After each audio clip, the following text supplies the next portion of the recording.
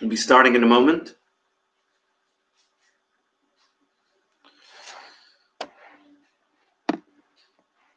Good afternoon, everybody, and welcome to today's lunch break with the rabbi. Today is Thursday, December 24th.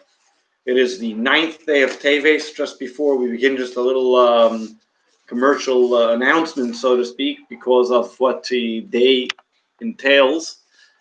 Tomorrow is a fast day, and according to the Jewish calendar, it's the 10th of Teves. It is very uncommon that a fast day should be on a Friday. However, this is a special fast that we do to commemorate the siege on Jerusalem. It's the first and part of the destruction of the temple that we later on mourn in the summertime with the 9th of Av and the 17th of Tammuz, but it all started on the 10th of Teves, and that is tomorrow. It's a very short fast. It's only from morning to evening, so that's tomorrow, the 10th of Teves. Also, being that tonight is a celebration which other faiths celebrate, celebrating, commemorating their holiday. It is a custom that also, according to Jewish tradition, that we do not study Torah tonight from sunset until midnight, as it should not add any energy into the opposite of holiness. Today we're going to continue back into our Torah reading, which is reading about the story of Joseph and his brothers.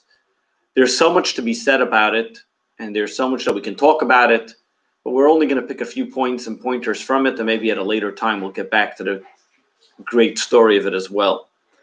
But there's one point of this story which is very unique, where Jacob and the relationship with his son Joseph now comes back together. You know, generally when you buy a gift for somebody, why would you get a gift for that person? It's because it should have some type of meaning and feeling. Of course, yes, today many people are giving gifts and they say, oh, it's so easy to just give a gift card, give it that. But many times people, and I think it's a special knack and talent to know what kind of gift the person would appreciate, that they just wouldn't put it in the closet and wait for somebody else that needs a gift and re-gift it to them.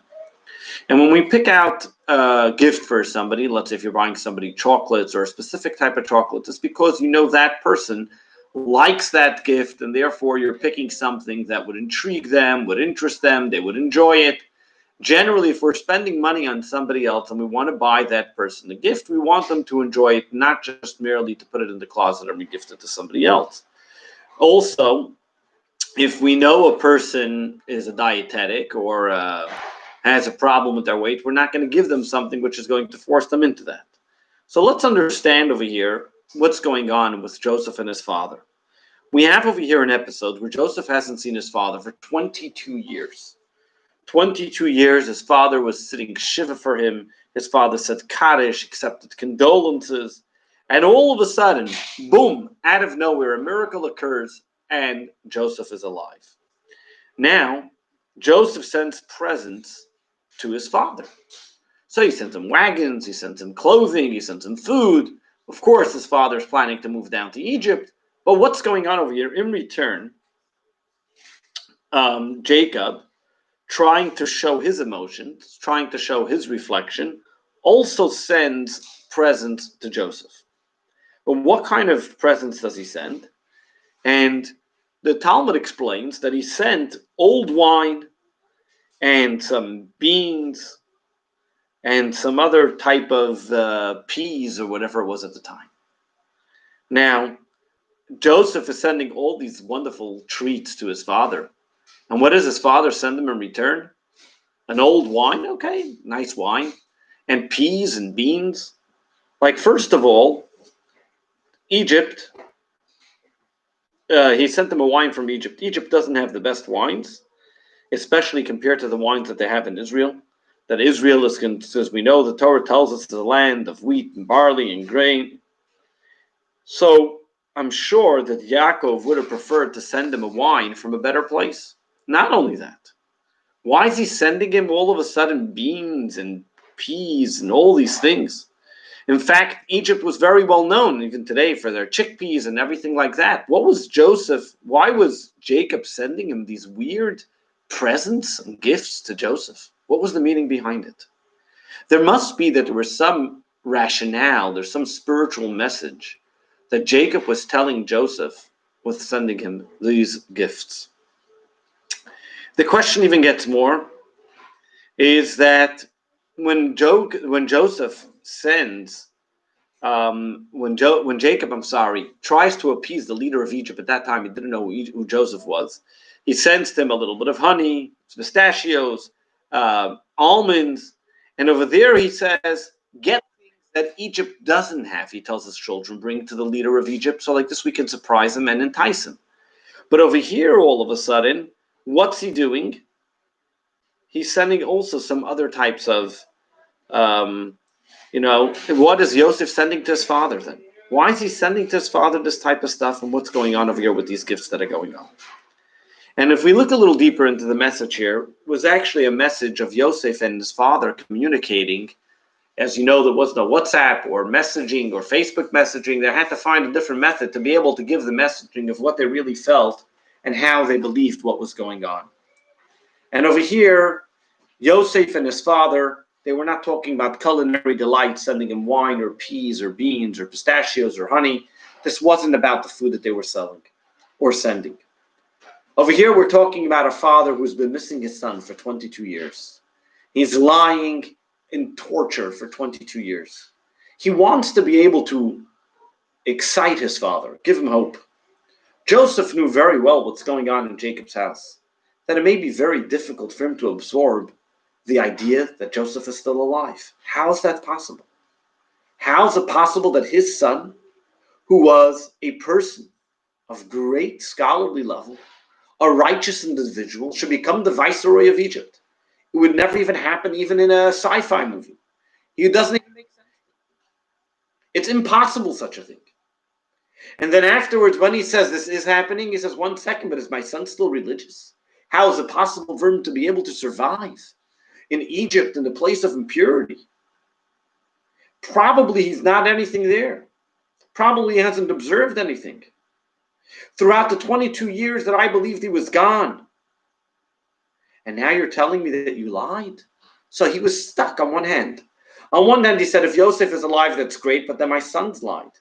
But on the other end, if my sons didn't lie, then Yosef is not alive. So which one was it? He wasn't sure what was going on. Either way, there's something wrong in his family. Either way, if Yosef is alive, then his sons lie.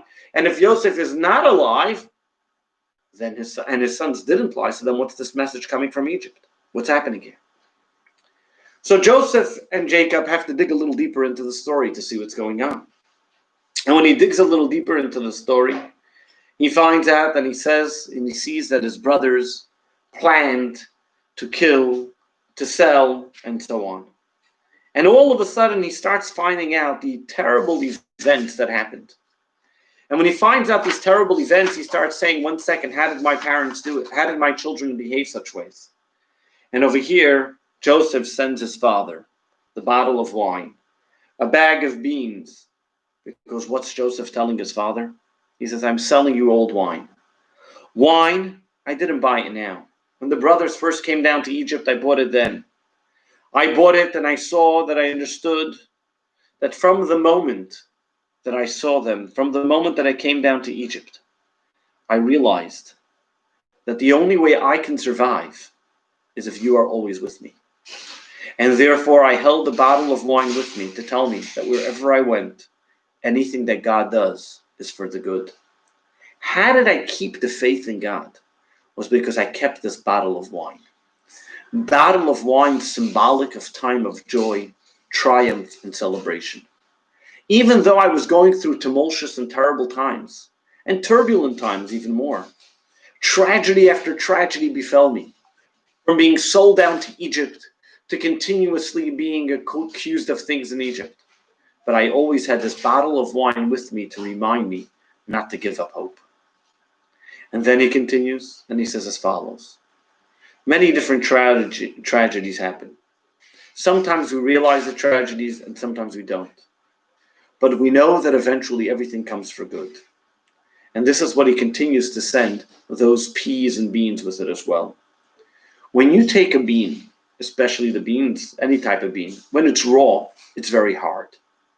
But when you start to cook it, it becomes soft and easy and delicious to eat. Over here is what Joseph was telling his father after all these years, so long, I wasn't able to understand why God sent me down to Egypt. But now I realize the purpose and the reason for all of this. I realized what was behind this whole episode, only that you should be able to come down to Egypt. They say a story after the Yom Kippur War. Rabbi Yisrael Meir, chief rabbi of Israel at the time, came to visit the Rebbe and had a very long audience. And he asked the Rebbe about what was going on in Israel at the time. And the rabbi was saying how everybody in Israel is very concerned, especially with what's going on. And the Rebbe responded, 2 powerful words. Our job is not to ask what will be. Our job is to say, what are we going to do about it? There are many different ways that we can look at situations. Many different ways as we go back, as we mentioned before. Over 2,000 years ago, Nebuchadnezzar, the king of the Romans, put a siege on Jerusalem. And over here, he was starting to destroy the Holy Temple. And ever since then, unfortunately, us, the Jewish people, haven't had a Holy Temple. We've been in exile and gone through terrible trials and tribulations. We've gone through many different calamities and atrocities. May God protect us. But Joseph was reminding us with the wine and with the beans. Remember, always keep a l'chaim at your side. Remember that whatever God does has a good purpose, has a joyous reason, and will be a time to celebrate. But even more so, we need to ask, not what's going to be, but what we can do.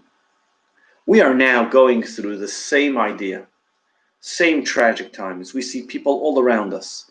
Every day, a new gloomy report. Will it help? Will it not help? Another type of strain, another mutation. We might have, again, everything, every time. We don't know what's going to happen. But our job is not to say what will be. We are not prophets.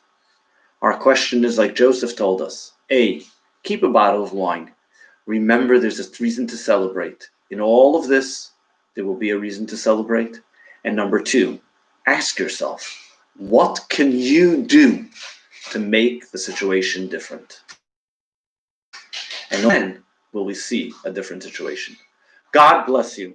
Let us all band together and put our hands together and do something about it, not just talk about it. Wishing you a wonderful week, a good Shabbos, and the very best for a great week ahead.